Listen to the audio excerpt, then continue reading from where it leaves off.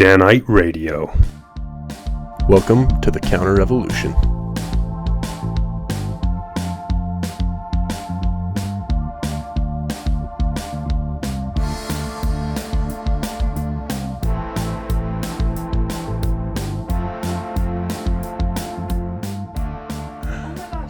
Yeah, you surely will.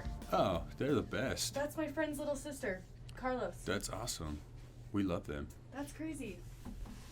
We're referring to the band. I forgot their name all. I don't know their name, but The Aces. The Aces. yeah, the Aces. I know that that's his sister and her friends. They're awesome. So cute. They're really good. We love that band. Yeah, they're good. I have both albums over there, actually. Cool. Because I'm I've stuck, babe. Oh, we're recording, by the way. No, I'm so glad we Yay. caught that. I know. Welcome back. I'm Shadow. Rock Dog. And I'm Devyn, Special guest Devyn Doty. the specialist. She's taking over for Jace because he's not showing up today. Way to go, Jace. Yeah, what a bum. He was actually supposed to be here. She's not replacing him, but he got busy. That's true. Well, people like me better anyway. So. Yeah, true. Sick burn, Devyn. Sick burn. All right. So we got a special podcast. Devyn's gonna teach us how to get prepared in these times. Let's go back. What's got you scared? Yeah, what's got you in preparedness mode? Well, Please actually, tell me you went on I'm glad you YouTube asked, Rocky. and watched a video. Thanks for asking. Great question. So actually, a lot of things.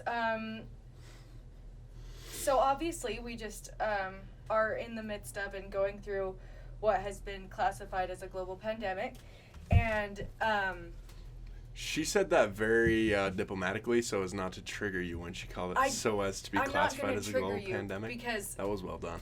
I don't want to trigger you, Rocky. I don't know what the heck either one of you are talking about. If she just straight up called it a global person about COVID. So, on the planet. You've You been like, guys- it's not a global pandemic. I know I everyone's knew got you it. were. I knew you That's were what going to be against constitutes. that, so I had to. It has Well done. to classify Well done. itself. Sorry to It fits- derail the conversation. It fits the classification of pandemic. That's fine. I get it. It's Right? just not killing people like you would think in a pandemic. Yeah. Well. But anyways, But continue. anyway, the fear that has come It out doesn't of matter, this, sure. and especially when it first, like, hit us hard, when we started having to lock down here, everybody just all of a sudden freaked out, and it's crazy to see here in Utah because you expect that. Well, we get direction from the leadership of the church to be prepared, right? And it was such an eye-opener how unprepared everybody, myself included, were. And yeah, I mean, you couldn't buy a lot of stuff at the stores. Like, formula was hard to get. Obviously, the classics like toilet paper and water, like water bottles. And so that was really the main thing that I was like, holy cow, like if this had been a really, really serious thing and you absolutely couldn't have left your house or could, like if everything was totally shut down, we would have been just in a really bad situation. Luckily for me, my dad has always, well, I shouldn't say always, at least the past decade and a half or so, has been a really, prepared person. Like, that's kind of been his thing. And he built his new house in Pleasant Grove, well, new as of, 8 years ago, with that in mind, with preparedness in mind, with food storage and different, amenities that they could have in case everything else was shut down. So, well, about, I'd say like a week and a half or a week before coronavirus hit us and we had to shut everything down for a minute and everybody's, was kind of scrambling to get their stuff in order, my dad kind of sat Darren, my husband, and I down and said, how are you guys doing on food storage? How are you guys doing on food for the baby? Because at the time she was pretty much just on formula. And, if you guys aren't able to make it to the grocery store, will you be okay? And we were like, not really. Like, when do we ever think about that? So that week we went and bought some stuff. Like, I went and got a 6-pack of, like, the baby formula from Costco. And we just got some bare necessities. And then the next week everything went crazy. And not that you couldn't necessarily get a hold of certain things. It was a lot more difficult too, and it was fighting crowds, especially in a time when you didn't want to be in crowds. So I was really grateful that I kind of had that forewarning, even though we've been told for a long, long time, be prepared, right? Well, I was lucky enough that, my dad kind of brought it to light that we should get prepared. And then not that long ago, everything's, I don't want to say it's gone back to normal, but you can go to the grocery store. Things aren't out of stock the way they were. And over the past, month and a half, I've had a lot of people talk to me about preparedness. Especially my dad, again, just recently said, how are you guys doing on food storage? How, if you weren't able to leave your house, how long would you guys last? And we thought, we need to think about that again. And it was just interesting, the fact that last time he told us that something major happened and we weren't really able to get things that we needed to get. And then not only that, but Darren's parents approached us and said, hey, we want to set up a monthly meeting where we all go over preparedness, and we'll kind of talk about different topics each time on what you should be preparing and how you can prepare it, and let's all make a game plan for what happens, how do we stay in communication, make an emergency plan. Well, they kind of contacted us at the same time, and so all of a sudden Darren and I again are like, it just seems to me that there is this, I don't know what you would call it, but it's on everybody's mind right now.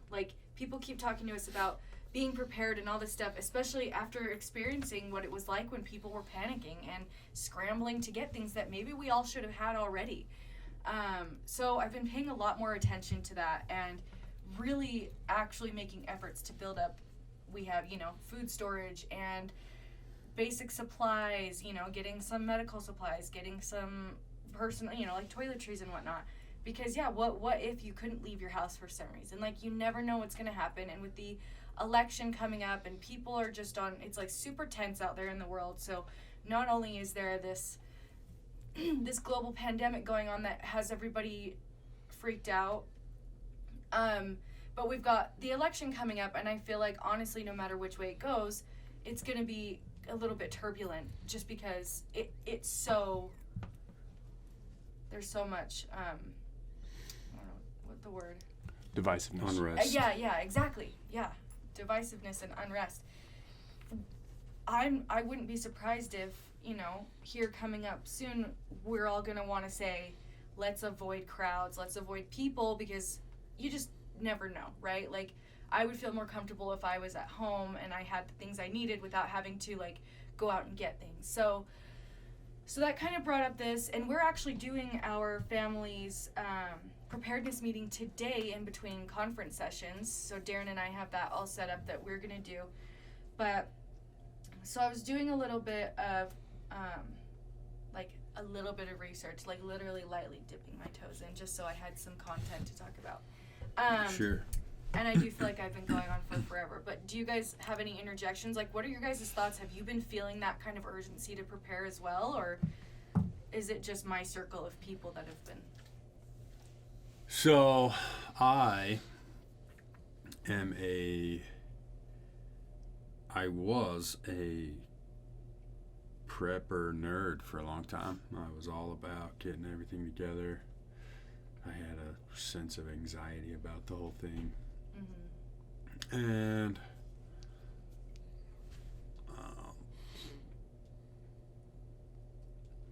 I'm not as concerned about it as I used to be. Not as concerned about it as you are, it sounds like. But we probably have a couple months worth of food at our house. There's a difference between preparing slowly and then a rush to get prepared when all of a sudden. So I think that preparing out in fear is not the way to go about it. Yeah. I think that the way your dad did it is the right way, but I don't think that watching, say, a YouTube video that tells you that if you change the numbers or the facts in the Bible and then do math off of those, the end is near. Right. Oh my gosh. But it is an important thing. I mean, Yeah. you should have something. We probably have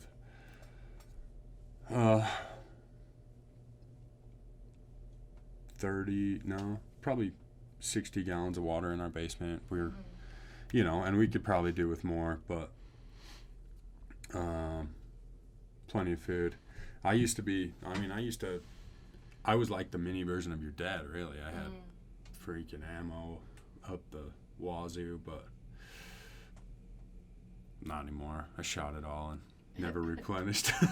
Well, and that's another thing right now. Ammo's really hard to get a hold of. So, and I guess I'm not like panicking necessarily, but Sure. it's like you like having that feeling of security, right? Oh, yeah. And we need to be prepared not only like in case something big happens in the world, but like what if you lost your job? You know what I mean? Like, would you have enough money to pay your mortgage or your rent for a couple months to get back on your feet? Would you have enough food in case you couldn't afford food?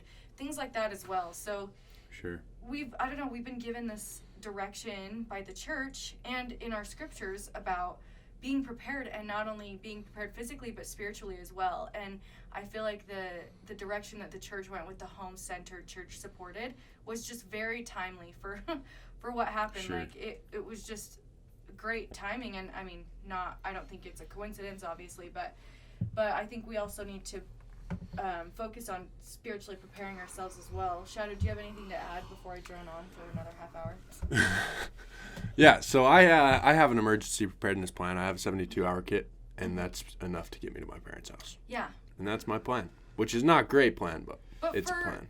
For you're a college student, it's not like you have your own family in your own house, and then you're like, whoa, whatever happens, we'll just go to my mommy's house. Yeah. Dude, I think if you were like a truly obedient saint, your bed would be made of food storage, like that show. Yeah. Like that show. Is it Singles Ward where the guy sleeps on food storage? Oh, maybe. He's got like cans under, like holding his bed frame up. Yeah, you're right. I should be doing that. You've been called out on your obedience, sir. My bad, bro. My bad. But, what you got for us? So, Webster's dictionary says, preparing is a preceding measure or provision by which one prepares for something. Synonyms for preparedness are arrangement, so making arrangements, with the people around you, with what you're going to do. Like Shadow, you have your plan in case something happens. Construction, education. I love that too, education. You need to educate yourself on, what will be the most helpful to you and to the people around you. Groundwork, plan, precaution, study, training, homework, alertness, and anticipation. And I don't think preparedness needs to be something that is anxiety inducing. For me, it totally used to be. When people talked about prepping, I thought, well, these people are insane, and they're the same as those people who sit on the corners with the signs saying the end is near, right? But Sure. I've definitely slowly come around to, it's not just about a calamity, a major calamity or anything like that, or like a massive, like a global pandemic or something. It's also about little situations in your home. You never know. What if you have a death in the family? What if tomorrow my husband were unable to work or were incapacitated somehow? Like, he brings in most of our money, right? Would we be okay for a while? And so, and like you said, Rocky, doing it not necessarily like slow, but calculated and over time, and really figuring things out, not just like, well, I grabbed a big barrel of raw wheat and I'll figure out what to do with it later, right? Mm-hmm. How many people out there have big buckets of wheat that they got at Costco or wherever, and you don't have any sort of a mill to mill it down into flour? You don't know what to do with raw flour right out of a bucket, because most people use all-purpose flour. Like, people need to think of those things. Not only are you supposed to be getting certain things, but how are you going to use those things? Because you're not just going to eat hard wheat. Sure. So I'm just going to use 2 rocks. Yeah, the old school way. You can, really. Like, some people might end up having to do that one day. But, Mortar and pestle. Yeah. Oops. Go ahead. Wow, way to go. I know. So professional. So one of my favorite parables is the parable of the 10 virgins. I think we're all familiar with. And, you know, the oil in the lamps. And I just love that one because it so clearly illustrates being prepared and why it's important, because you don't really think about it. And you might think, oh, well, the people around me are prepared. And so I can, if I need help, I can go to them. Or my dad has that problem with a lot of our family members do that. Oh, if anything happens, we'll just go to Brandon's house. My dad's like, no, you won't. I have enough food for my family. We calculated what we needed for our family, not for the rest of you. So you all need to, do your own. So yeah, I love that parable. But one really good talk that I found while I was kind of looking into this is by President Gordon B. Hinckley in 2005. If ye are prepared, ye shall not fear. I'm just going to pull it up real quick, just because he says a lot of good things. There's a lot of good talks about this. I mean, you can find conference talks on just about any topic that you need guidance on, because not only do we have the scriptures for guidance, we also have our conference talks and guidance from the leadership of the church. But where did it go? I think along with that parable is the spiritual preparation for, Mm-hmm. And I think that a lot of times the physical preparation is an indicator of spiritual preparation, but are you prepared to trust the Lord in times of Right. Unrest and have you practiced being obedient in times when you don't think it's necessary or hard? But if you can't be obedient when it's easy, it's going to be a lot harder when it's hard, So. Oh yeah. Yeah. Sure. Yeah.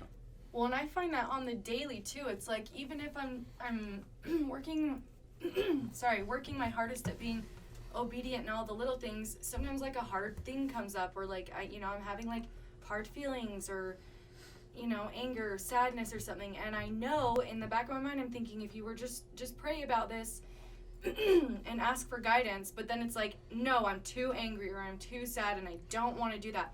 Like, even just those little instances. So how hard is it going to be when you're like physically suffering, or know what I mean? Mm-hmm. So as far as preparedness goes, Mm-hmm. I guess I've got two questions. What would be the first step for somebody that's completely unprepared? And two, at what point do you burn your fingertips off so that people can't track you? Oh, right, that, yeah.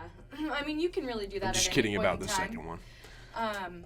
Burning your fingertips off, it's actually more difficult than you would think, because you would have to go to like the subdermis layers of the skin to get rid of that completely. So No, they make it super easy on Men in Black. They just put their hand on that ball. It's not a problem. Yeah. How Come about on, that? lady.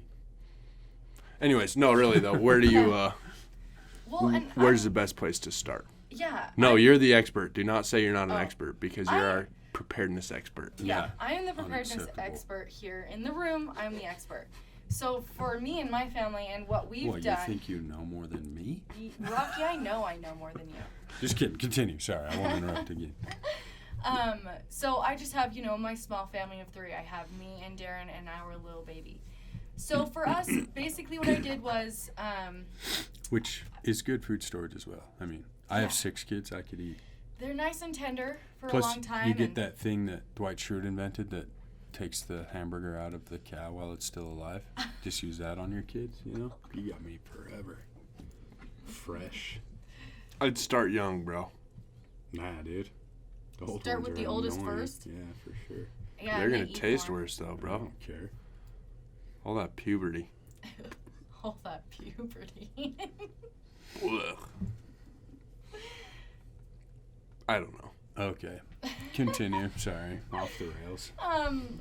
Damn, bro. So Yeah, yeah, I what- derailed that. Yeah. I don't even know where to begin from now. You have your small So family. I started by having Mhm. a child. That was my preparedness. Mm-hmm. No, really, like, getting the basics is totally fine. Like, I got one of those, like a big bucket of the wheat and a big bucket of oats. Because oats are super easy. You can even just soak, even if you don't have like a heat source, you can soak oats overnight and they're edible the next day. Sure. I mean, sure. You could eat them dry. That's gross though. And then with wheat, I have a lot of experience baking, and so I would know what to do with wheat. So for me personally, that makes sense. And just I need to get my hands on like something to mill it with. But so for the average person, I would say do some research on like if you want to keep dry beans and wheat and things like that, maybe do some research on even some basic things you can do with it. One thing that I read that was a really good idea was, what are some recipes that you and your family love, or something that you can make easily, and make that in a way where it's storable, like green bean casserole, right? Cornflakes and green beans and whatever, and then if you need to, you can throw that together at any point in time. Things like that, where think of recipes where your family will eat the food. It's something that, you don't need to be eating like you're living in the backwoods. Like, you can buy things like, keep candy on hand because you're going to want a treat. You're going to want things that make you comfortable and happy. I also got like pasta sauce and pasta, things like that. Those keep for quite a while. Don't just buy 500 cans of green beans and you're never going to want to eat green beans, because also you need to think about cycling through this food too, because so many people just buy a bunch of these canned goods, and then 10 years later they haven't needed to use it in an emergency type situation, and it ends up being bad and they can't use it at all. So one thing that's awesome that my dad and his family do is they do they always cycle through their stock, but they do a survival month in their house where they don't go to the grocery store at all. They only subsist off of what they have in their home, and if they need outside things, they'll do like trade for it. Like my dad ran out of Diet Mountain Dew one time when they were in survival month, so he like bartered with me to go get him some Diet Mountain Dew, right? Oh, he's the real deal. You're his shop. Oh my gosh. Yeah, like that's their. I mean, that's just like a fun thing for them to do, where they get to try this out, and then doing a trial run like that, because then they can say, "Man, I should have had more Diet Mountain Dew on hand." Like, you don't need those things, but why make yourself uncomfortable? So I think just for like beginning, just think of things like that. Like, your kids will eat mac and cheese. Your kids will eat like cup of noodle. You can keep those for a couple years, and you'll use them and cycle through them. So that's something that I've been keeping, and I'm totally new to this too, by the way. I just turned around to being like, hey, that is a good idea, and I feel more comfortable in my home knowing if I couldn't leave my house, or if I went dead broke, I would be okay for the next couple months. And my baby would be okay, and Darren would be okay. And I, just learn how to use these things, not only like seek them out and find things that will last a long time. Learn how to use them and use them. Don't think that I can't touch this food until something bad happens. No, do use it and do cycle through it, because then you'll be more comfortable with using it. So when you're in a bad situation, it won't feel so alien to you. Then you'll be like, oh yeah, I remember I learned how to make bread from my raw wheat, and I have all the things I need. Remember, yeast was so hard to find for a while. Yeast and flour and like all those basic baking things. So it kind of shows you how important that kind of stuff is, right? Like, keep sugar on hand, keep yeast. You can keep active dry yeast forever, and especially if you freeze it, that stuff lasts forever. And then you can also make your own little sourdough starter, which I have, and you just keep that going. You can keep that fed forever. So I think just do minimal. I'm seriously talking like minimal research. Just, what can I make? What would I like to eat? And can I do it in a way where the products that I'm using in this will keep for a while, so you can have those things. Sure. Also, I don't have it yet, but like Berkey water filters, you could literally put Provo River water in it, and it would filter it out and make it totally potable. So I think water filters are a good idea, because keeping bottled water on hand is good, and if you have the means to, keeping a really big reserve of water is great, but realistically, who has the space for that? and to be able to keep that water fresh. So I think water filters are a really good idea. Whoa, called out on my water storage. I do. Dang, bro. I have like the bottles of water too, but We have water filters as well. I doubt it. He just said that to be cool. Nope. Not me, man.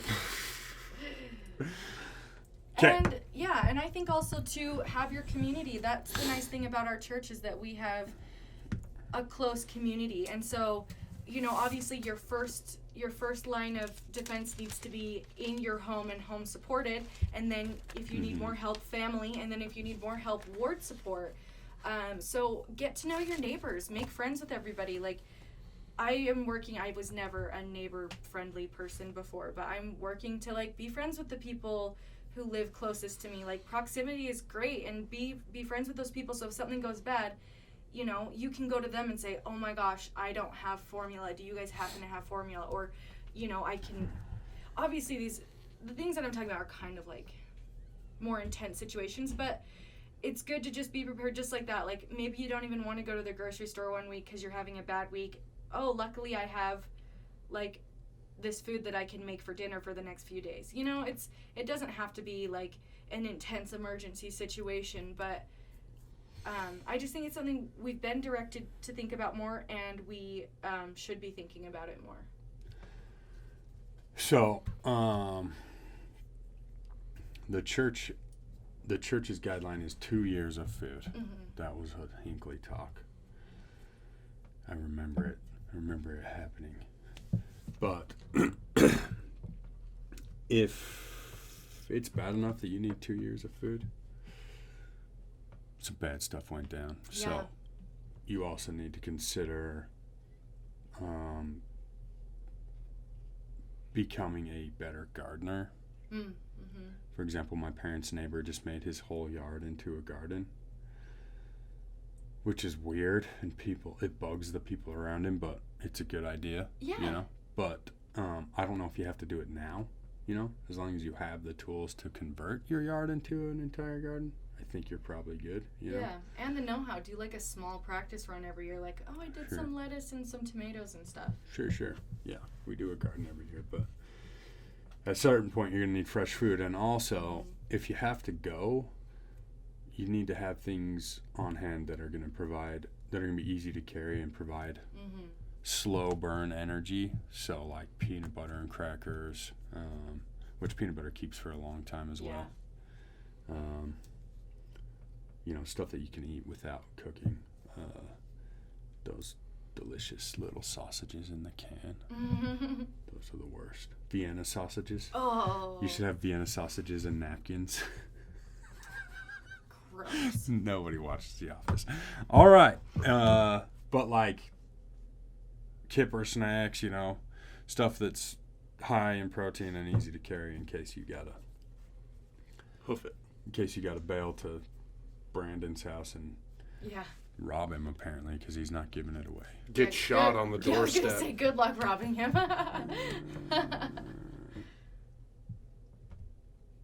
But he's got it. He's got a good garden, right? Oh Like yeah, cows he's got and a great stuff? garden, Yeah, and he's so- always said too, if whoever wants to help work on the garden with them, come help and work, and you get first pick of the vegetables or what fruit and stuff. Like that's something awesome about them is that neighbors always are constantly. They make so much food, way more food than they need, because it's fun to have neighbors come around and help, and also get to partake of it. Like raspberry season, everybody's in the backyard just coming in with their little like buckets and whatever and grabbing raspberries. And yeah, it's that community mindset again that I Sure. love. Yeah, and that's, you know, it's different here in Utah for sure because the community's so tight knit, and which has its downsides. We know there are problems with the Latter-day Saint community, but there are the same problems in other communities. Yeah. We just happen to have a lot of benefits with ours as well. Yeah. Indeed. So, and I'm not, you know, I'm not everyone's gonna have a bad time because they're not in the state, but we have a strong community for when stuff hits the fan. Yeah, definitely more support. And not just family support, but support of the people around you. which is so nice. Like, you don't have to be related to somebody for them to want to help you. Sure, and like me and my neighbors always exchange canned goods. We gave them peaches and jalapenos, and they gave us jelly and zucchini bread. So Yeah, see, that's another good thing. Look into canning. It's really not that hard. Like, I started doing it's it. super easy. Yeah, it's way easier than you think. And if you have a garden, you can get your fresh fruits and vegetables and then can them. My in-laws actually started canning meat. Like, I guess they've done canned chicken before, but they just barely did like canned ground beef. Like, you can can anything. Yeah, for sure.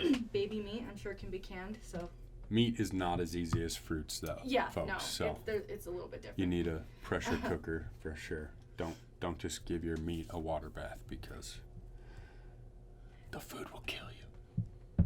And I Go truly figure. Botulism. yeah, you can definitely hurt yourself with bad canned meat. Sure. I'm like a firm believer also in the Lord helps those who help themselves. Sure. If you're, not everybody has the means to go out and afford all of this stuff to prepare, but do what you can within your means and have faith, and the Lord will provide the rest. And I really do believe that. Like, just have faith that you'll be okay. And honestly, like, if all of the things that were happening in the world today were happening like 5 years ago for me, in my mindset 5 years ago, I'd be freaking the frick out. I'm already really prone to anxiety, and I have a lot of it right now. This is a family show. Sorry. Watch your language. you can bleep that out for me, Chad. Anyway, Nope. Sorry, continue. But now, having faith and trusting in the Lord, for me, I have a lot less anxiety about it. Yes, I'm like on alert, and yes, I want to be prepared, but I just have kind of that comfort of knowing, like, everything will work out, right? Even if Sure. we have the hardest time ever, I know, like, eternally we'll be okay. And Sure. and that gives me comfort too. So, and obviously not everybody has the faith, but if you prepare yourself and then you make yourself comfortable in your own home, then a lot of your anxieties will go away, I think. Sure. Indeed. Sure. There's a couple, or there's one lady on YouTube that is pronouncing that she knows when the end is coming. Oh, I'm sure she does. The Savior will be here in 3 years. Sounds right. Well, she's very convincing. There are very smart people being convinced by this woman. I just have to say, this country's hitting some hard times. But the Spanish flu killed way more people than this. It was a lot scarier. I think that was, 1917 when that kicked in? Well, and they didn't have the medical knowledge that we do now. I feel like coronavirus would have been way worse if we weren't as well off as a society. You know what I mean? Like, the Spanish flu is arguably worse anyway, but... Well, we'll agree to disagree on that and move on. Okay. We've also been to civil war, and the last civil war was post or during when a lot of these Illnesses? no Oh. when you received revelation, when a lot of these revelations about the end of the world were here, so it looked bad, Yeah. The saints were like, well, of course this is the end, it has to be. The Savior will be here in, I don't know, 3 years. Sounds right. It's gonna get bad before, and I'm not saying it's not bad, but what I'm saying is, It's not that bad yet. don't put yourself in a bind financially to make this happen. No. Don't panic. Don't bug the people in your family about it either. Yeah. They're either gonna do it or they're not. If you ride them, it's not gonna do any good. Right, It's and just then you gonna come cause. off as being alarmist and yeah. So it's Now is a good time to ask members of your family, though, how is your Sure. preparedness looking? Do you And need that's as help? far Do as you it need goes. tips? Yeah. look what could happen. But when you start, there's one thing we know about the second coming. No one knows when it's going to happen. I don't care how good she is at making up numbers and then doing the math on them. Oh, is that She where doesn't. that? Yeah. Okay, Yeah. this has come full circle now. She Oh, yeah. she does this video And it's like, so if we take the number 40,000 and we change it to 40 and then do the math on it, yeah. So if you it's take this crazy. number and then So- change it to a different number, then I Yeah. can show you how it correlates to Yeah, it. and seemingly in an arbitrary fashion, but a lot of people are buying it. And some people are like, I think it's more like 10 months rather than 3 years, which is fascinating to me as well. Highly intelligent people who I have huge amounts of respect for. And I'm like, 10 months, huh? See, that's one thing that I also don't This will be agree the one he on, listens to, huh? is a lot of people around me are like, oh, I feel like it's going to happen within my lifetime. I mean, I don't know. I don't really get the feeling that the second coming is going to happen in my lifetime, but like you said, nobody knows. Yeah. And yeah, I don't mean You're to be one of those cannon fodder How folk. You get to dare die you. right before it Yeah. happens. right before. Thanks. Thanks. Oh, don't worry. You're That's in what good I'm praying company. for. Me and Die of Shadow old will age be peacefully in my sleep. burning the wicked. All right.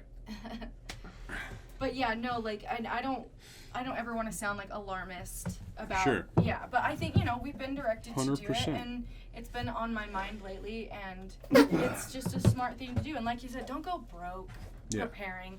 But maybe every time you go to the grocery store, not every time, maybe once a week, whenever you go to the grocery store, be like, oh, I could get a couple extra cans of beans and keep them downstairs or whatever. Sure. Chili, Yep. Oh, Uh, chili's great.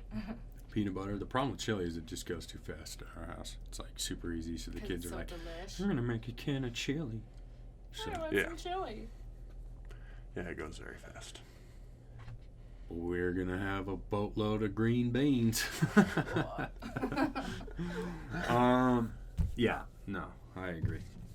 It's, I just don't want to be on that bandwagon where I'm like, the end is coming, get Yeah. prepared, when it's like, no, the prophet told us to be prepared, so let's get prepared. And Yep. just, in fact, the best quote about the end times that I've heard is from my dad. Not from my dad told it to me. Mm-hmm. The quote's by Brigham Young, and it goes something like, yes, the second coming is coming, but don't stop planting apple trees. Yeah. Keep providing for your family, keep business as usual, just And stack some extra. imagine if in Brigham Young's day they had just shut down and hunkered down and prepped for the second coming instead of planting apple trees and Mhm. And building yeah. cities Oh my and gosh. temples. Yep. Well, that. So and there's something very important to that quote. Mm-hmm. when I brought up the reason why I like looking up synonyms for words because it really tells you a lot about those things. Construction is a synonym for preparedness, right? So it's not, when you look at preparedness, it's not staying stagnant, bunking down, Mhm. curling up. It's building, educating, continuing forward, Sure. and anticipating. So 100%. yeah. Agreed. Yeah. Construct. agree. Don't get stagnant. Mm-hmm. For sure. I like it. There were a couple good talks that I just wanted to mention. So yeah, the "If Ye Are Prepared, Ye Shall Not Fear" by Gordon B. Hinckley in 2005. That was a really good talk that I read about this. And then "Preparation for the Second Coming" by Dallin H. Oaks. And I love Oaks. He's like my favorite. And that was a good talk too. But yeah, don't be scared. Don't feel like the end is nigh. But imagine in the Great Depression, like what if we went through a Great Depression and you couldn't afford, or Mm-hmm. just, and like I said, just the little family emergencies that you have. Maybe you're just feeling crappy for a whole month and you don't even want to see people at all. Thank goodness I have enough pasta for the next month, right? Sure. Yeah. So, yeah, and I think I feel a lot more comfortable in my own home and in the world right now, knowing that I am making efforts to prepare and I am trying to be spiritually in tune and I am trying to, look out for things that might be helpful to me and those around me. So. Yep. I like it. I like it as well. Very good. Do you guys have a gun? We do not. I don't own a gun. Well, I have a .22, but it's in my dad's possession. Mm-hmm. But he,